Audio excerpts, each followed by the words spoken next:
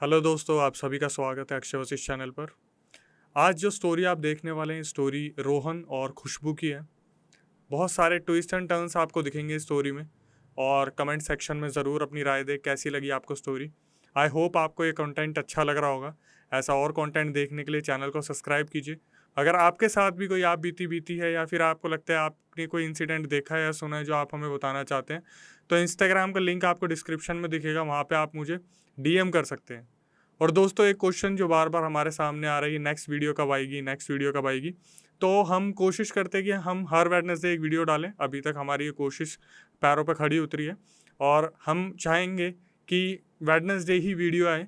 उस दिन हमें अच्छा रिस्पांस मिल रहा है सबसे, और आप सभी का प्यार भी हमें उसी दिन सबसे ज़्यादा मिलता है।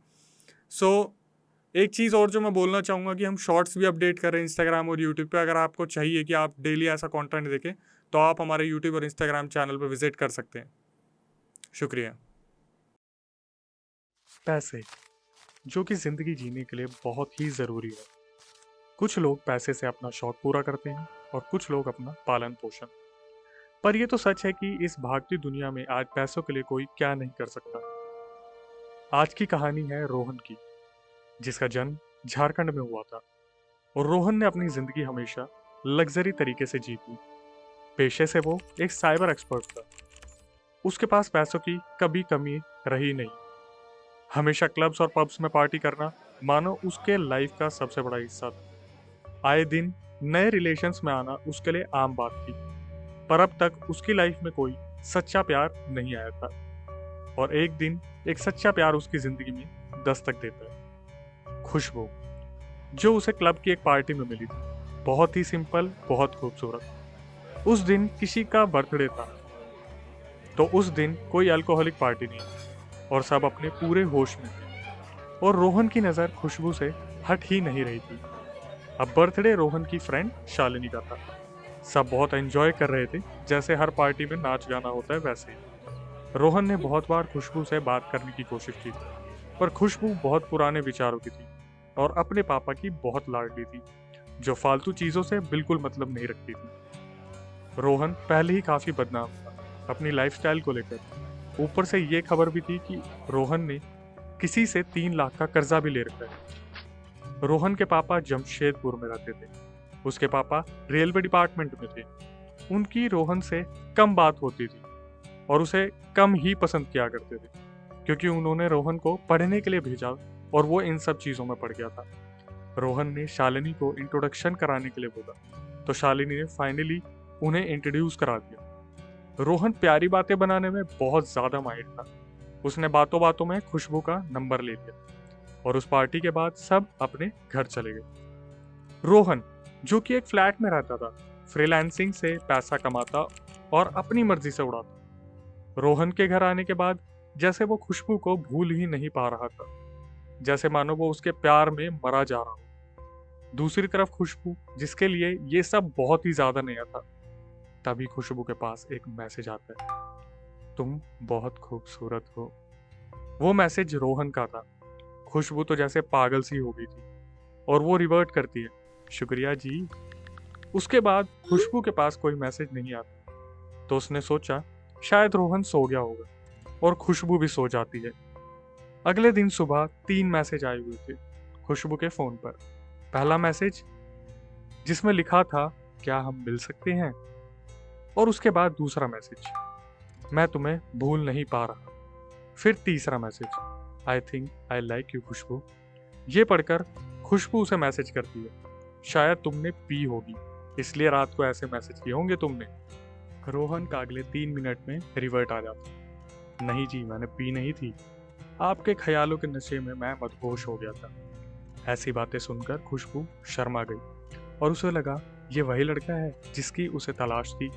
अब रोहन खुशबू को हर वक्त कॉल पे रखता, घर में, कॉलेज में, रात रात भर। और इस चीज़ को खुशबू के पापा बहुत ज़्यादा ऑब्जर्व कर रहे थे। एक दिन खुशबू के पापा गोपाल जी उससे पूछते हैं, कोई मिल गया है क्या बेटा। खुशबू अपने पापा के बेहद करीबी थी।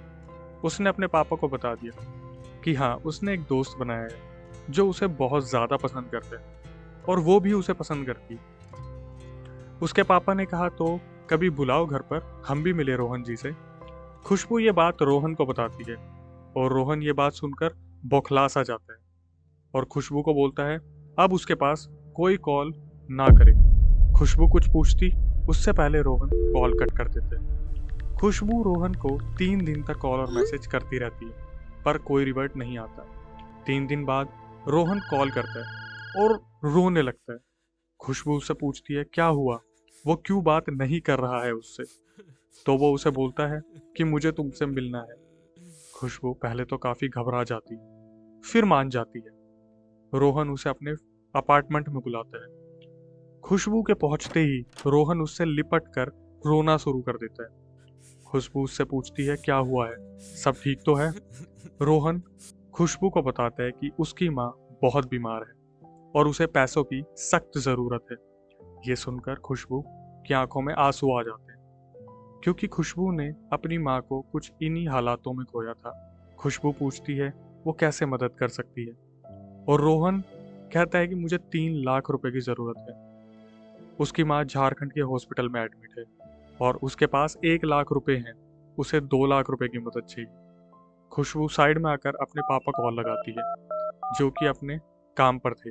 वो कॉल नहीं उठाते तो खुशबू उन्हें एक मैसेज डाल देती है पापा रोहन की मम्मी एडमिट है, उसे 2 लाख की मदद चाहिए। उसके पापा का रिवर्ट आता है बेटा मैं अभी घर नहीं आया हूँ, मैं आके बात करता हूँ। खुशबू रोहन को यकीन दिलाती है कि उसके पापा रोहन की कोई ना कोई मदद जरूर करेंगे। रोहन ये सुनकर और भी ज्यादा रोने लगता है। शाम को रोहन खुशबू के घर आता है। गोपाल जी वहीं होते हैं। वो बोलते हैं रोहन बैठो और मुझे पूरी बात बताओ। रोहन बताता है कि उसकी मम्मी के लीवर में बहुत इश्यूज हैं, वो सीरियस हैं। ऑपरेशन के लिए 3 लाख रुपए चाहिए। 1 लाख रुपए उसके पास है, 2 लाख रुपए की बहुत ज़रूरत है। वो पूछते हैं कि उसके पापा मदद क्यों नहीं कर रहे हैं तो रोहन बताता है कि उनके मम्मी और पापा का डाइवोर्स हो चुका है तो वो अलग रहते हैं और रोहन अपनी मम्मी का ख्याल रखता है। ये सुनकर वो भी गहरी भावनाओं में खो गए थे। गोपाल जी ने कहा क्या तुम कुछ रिपोर्ट्स दिखा सकते हो। तो रोहन ने कहा हाँ बिल्कुल अंकल जी। उसने अपना फ़ोन निकाला, उसमें बैटरी बिल्कुल डेड थी और उसने गोपाल जी का फ़ोन मांगा। ये कहकर मेरी ईमेल आईडी पर रिपोर्ट्स हैं, मैं आपके फ़ोन में जीमेल खोलकर दिखा सकता हूँ। और गोपाल जी ने फ़ोन दे दिया। रोहन ने 5 मिनट लगाए और बोल दिया मेरा फ़ोन ऑफ है, मुझे पासवर्ड याद नहीं है, मैं आपको कल पक्का रिपोर्ट्स दिखा दूंगा अंकल जी।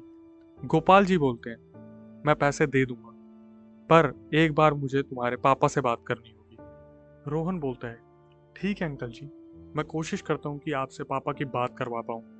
और रोहन खुशबू के घर में देखता है तो वहाँ एक सामने वॉल पर 4 लोगों की फोटो लगी थी।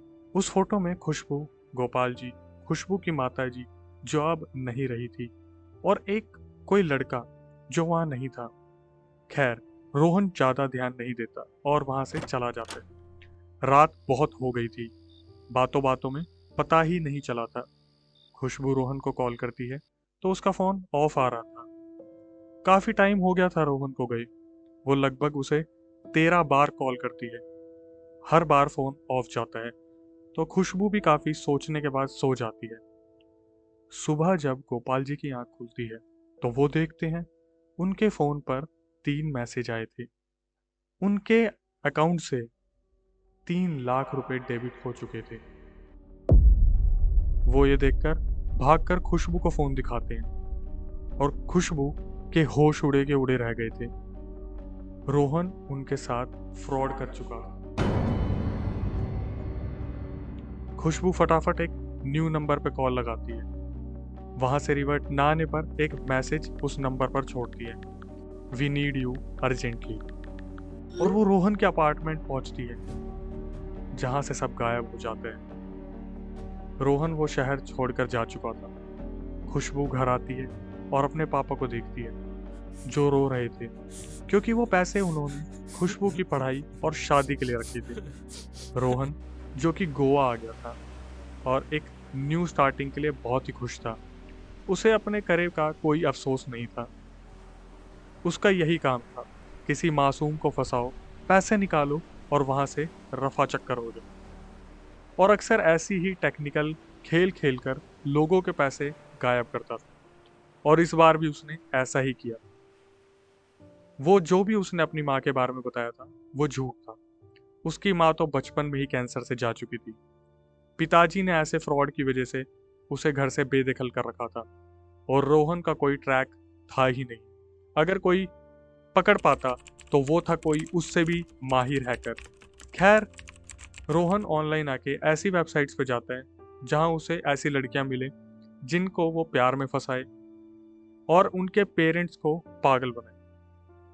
रिसर्च करते हुए काफी दिन हो गए थे और रोहन को कोई नई सोने के अंडे देने वाली मुर्गी नहीं मिली थी। तो वो एक क्लब जाता है जहां बहुत सारी लड़कियां आई हुई थी। उसकी नजर पड़ती है एक लड़की पर जिसने मॉडर्न कपड़े पहने थे। फिर क्या, रोहन ने लगाए 3 जाम और वो पहुंच गया स्टेज पर डांस करने के लिए। वहां उसके बॉयफ्रेंड ने रोहन को बहुत पीटा। रोहन की नाक से खून आ गया था। वहां उसे ऐसा देखकर एक लड़का सामने आया, प्रकाश, जिसने उसे उठाया और उसे उसके घर ले आया। रोहन ने उसे ड्रिंक ऑफर की तो उसने एक बियर ली और धीरे धीरे पीने लगा। और प्रकाश ने उसे बोला, भाई बड़ी हिम्मत है तुझ में, किसी भी लड़की के साथ डांस करने लगे। रोहन बोला, यार ज्यादा हो गई थी। और प्रकाश से पूछता है, तुम बताओ भाई क्या करते हो। प्रकाश बोलता है कि मैं नौकरी ढूंढ रहा हूँ। और प्रकाश बोलता है कि मैं ऊटी साइड रहता हूँ, फिलहाल घर में एक फंक्शन है तो कल वहीं जा रहा हूँ।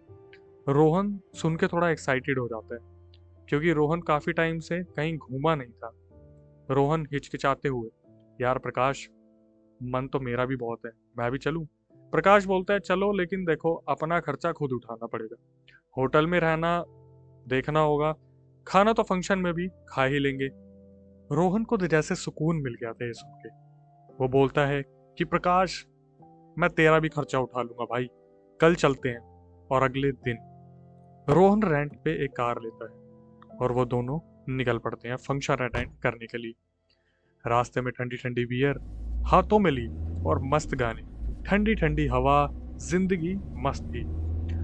तभी घने अंधेरे के बीच रोहन बोलता है, भाई टॉयलेट कर लें, बहुत पी ली, थोड़ा हल्का हो लेते हैं। प्रकाश, हाँ तुम कर आओ, मैं अभी ठीक हूँ।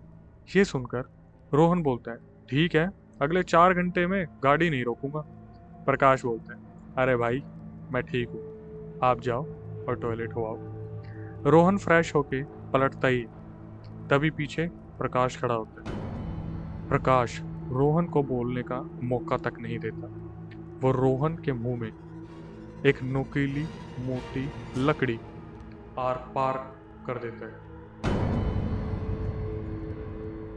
रोहन को 13 सेकंड से ज्यादा नहीं लगते मरने। प्रकाश जोर से चिल्लाता है, पापा, बहन, मैंने बदला ले लिया है इस इंसान से, आपकी आत्मा को अब शांति मिल जाएगी।